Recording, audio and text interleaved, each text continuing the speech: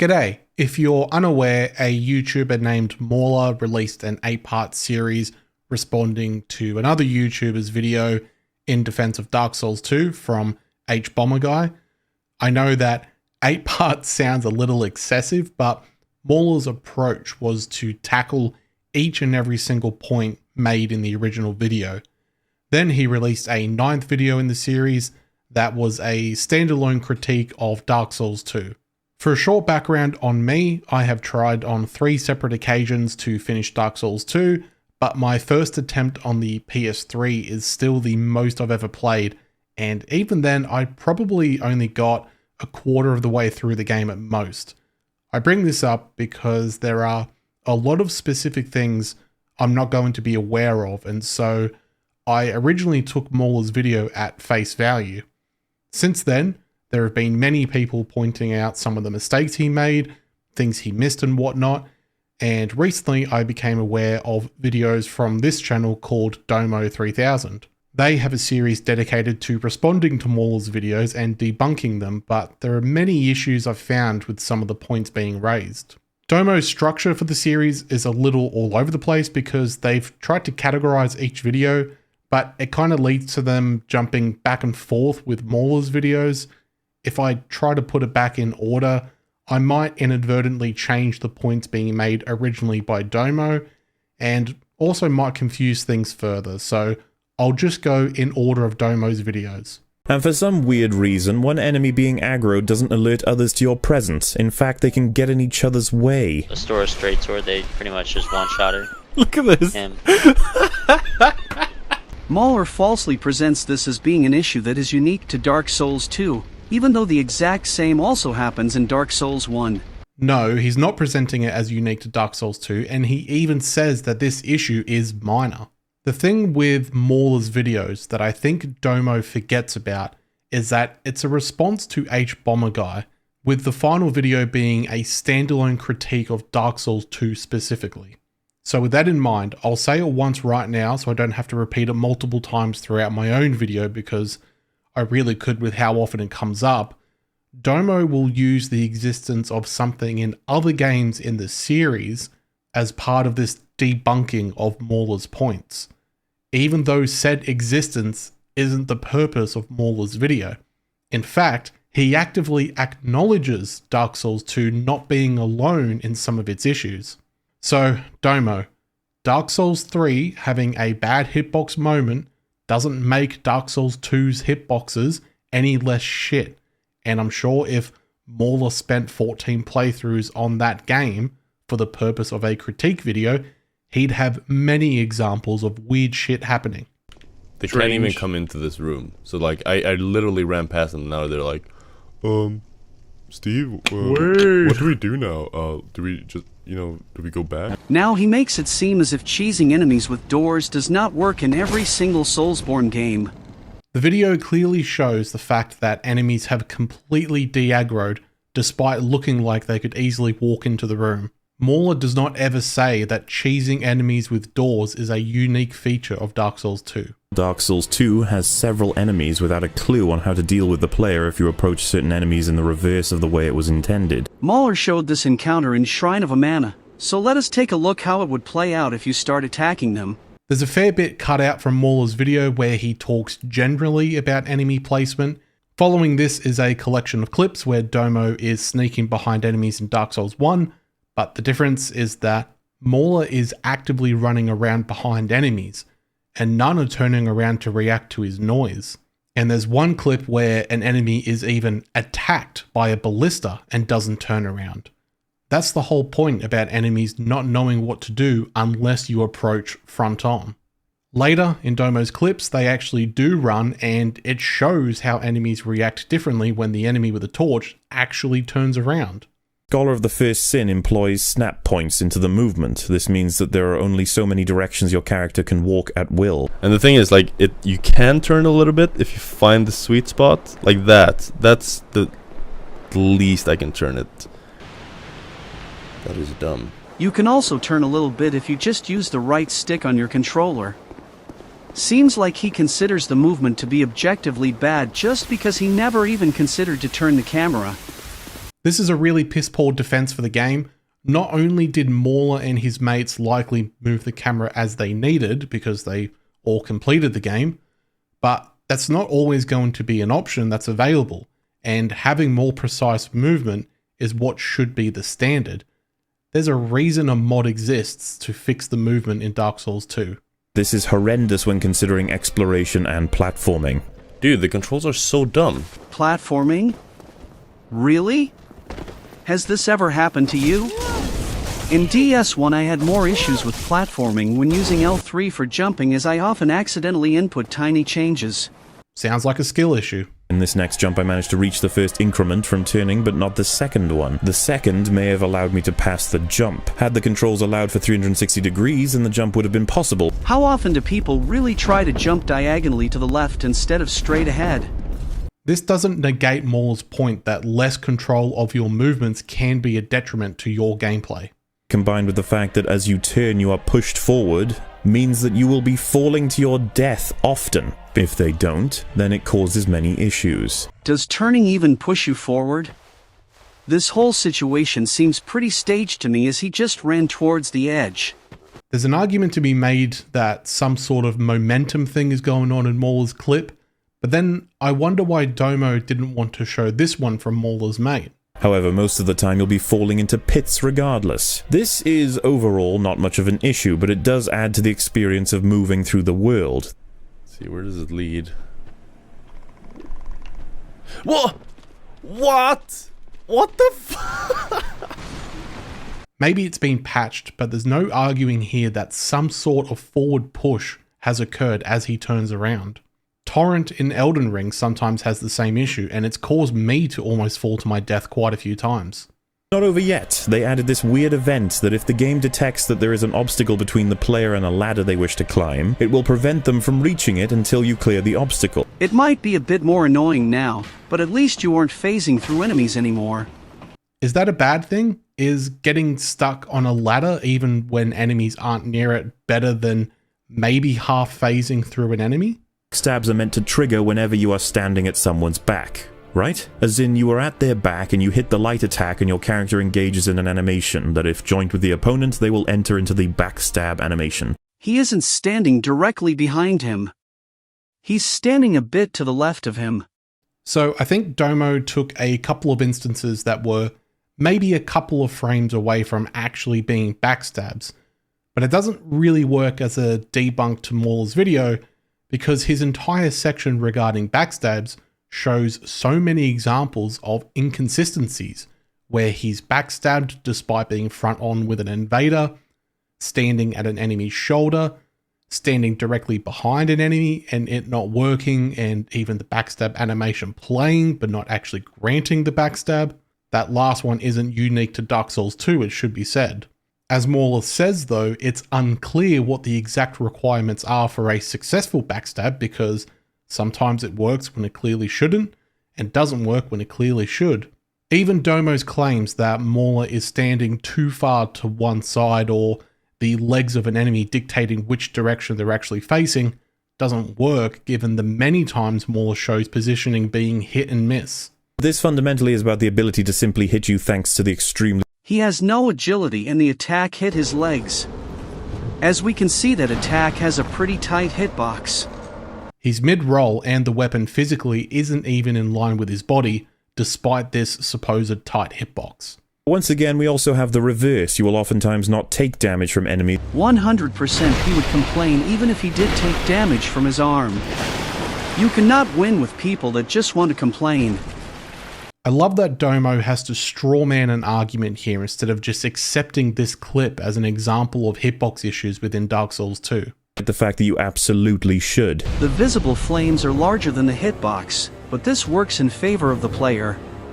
The issue with the hitboxes not lining up properly with the visuals of the attack is that it causes a player to not fully understand how to approach enemies or what the full capability is of their attacks. This, combined with the times that you'll be hit regardless of the postcode worth of distance between you and the enemy, is what gives Dark Souls 2 its reputation of hitbox issues and why Mauler critiques it so heavily. Several times during combat in Dark Souls 2, I found that weapons will actually go straight through targets and refuse to tag them. For this one, he hit the wall and not the enemy. I love how he shows this one as if it's a mistake on Mauler's part that the wall to his left was hit for no reason, as the front of his huge greatsword decided to just ignore the enemy in front of him, almost like there are hitbox issues in the game. And life goes on. Wow. Here he just missed. Yeah, no shit, mate. That's the point of this section of Mauler's video. Missed attacks that clearly shouldn't be missing. Domo does show us the hitbox of this particular weapon and the issue it has on stairs, but why not show us the actual enemy that Mauler is fighting in his clip, considering the size of it? I'd actually like to know what its hitbox looks like because Mauler is right up to it and his mace somehow misses. Hitbox on the hilt is absolutely stupid. In every clip you can see him getting stabbed straight through his legs. Never mind these clips showing the players as being mid-roll and the sword passing over the top of them. Easy contender for the worst because it happens so many times per battle. He always dodges to the left into the attack, instead of just dodging away. Dodging into attacks is a perfectly viable tactic, as it can keep you next to an enemy for a follow-up attack, and it can even get you away from certain hitboxes.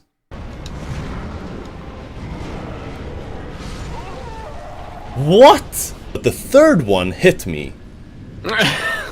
He even showed a slow-mo of the slap. Fume Knight has two different thrust attacks. For one, he lets his arm hang down passively, and as expected there is no hitbox active. For the other, he actively slaps back with his hand, and as expected there is a hitbox on his fist.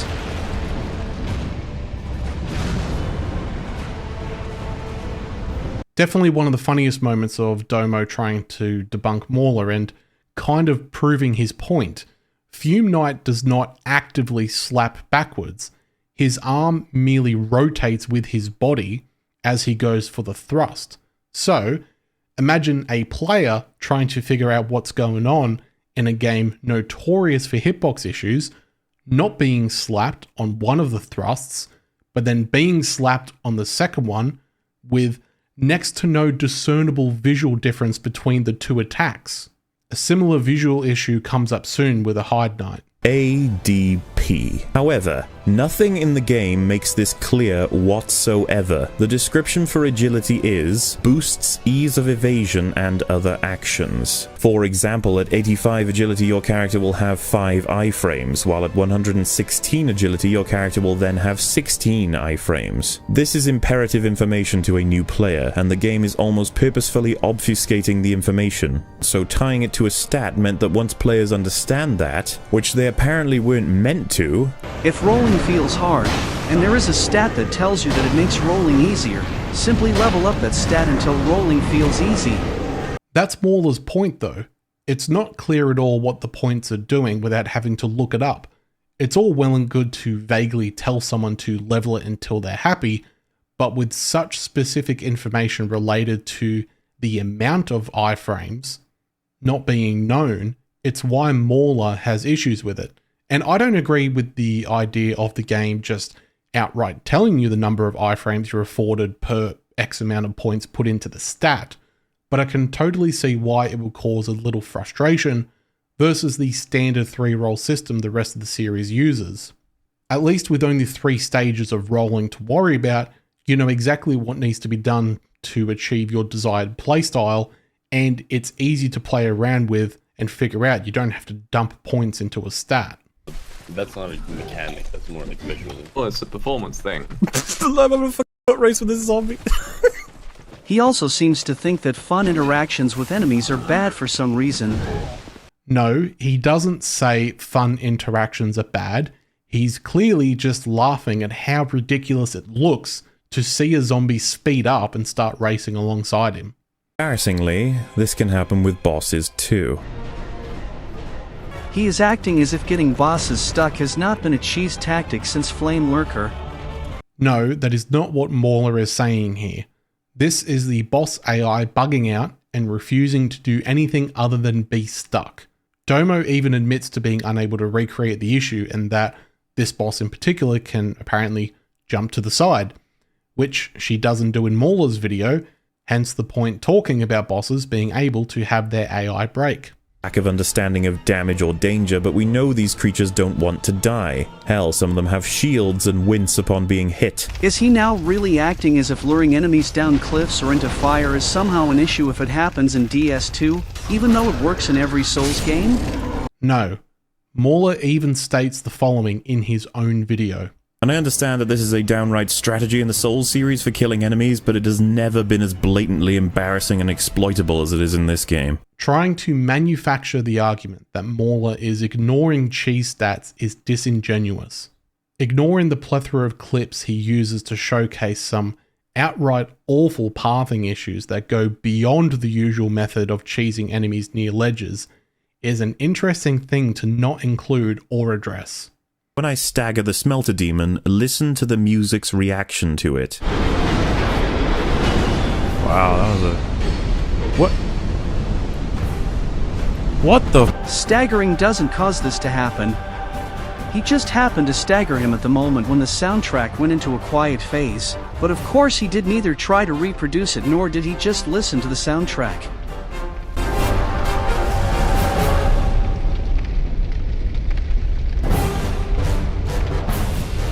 I don't blame Mauler for thinking that the song bugged out, but you've misunderstood it too.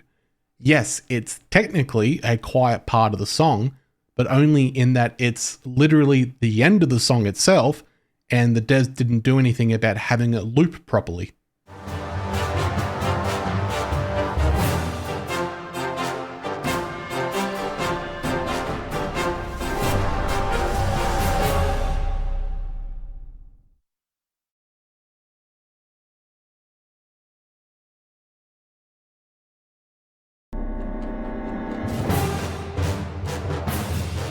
But they also have several attacks that are extremely poorly telegraphed.